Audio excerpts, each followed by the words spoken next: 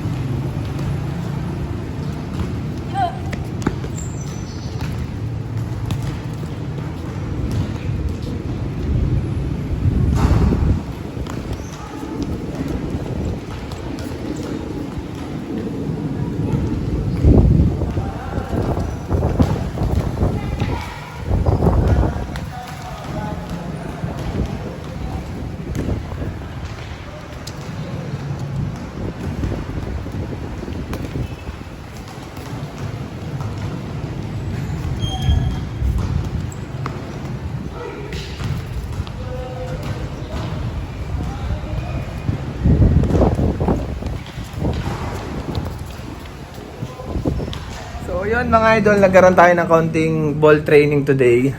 At kahit pa paano ay nadagdagan yung ating skills, nadagdagan yung ating arsenals kapag tayo ay naglaro na.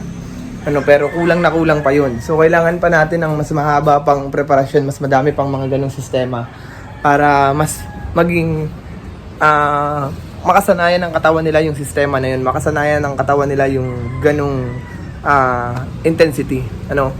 So ngayon umuwi na muna tayo kasi mag-aayos na naman tayo ng credential. So yun yung inaayos natin kahapon. At napakadami pa nating papipirmahan, napakadami pa nating idadaan ulit sa school na trabaho. Kaya talagang nakakapagod yung sistema natin.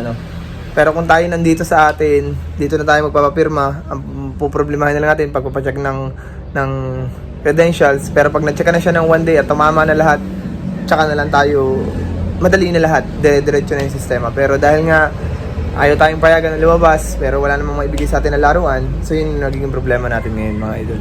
Kaya hopefully ay maging maganda yung result nito kahit pa paano. And tingnan natin kung anong mangyayari sa mga susunod na mga araw. So kita-kits tayo mga idol sa susunod na vlog. Mag-ingat kayo. Bye bye.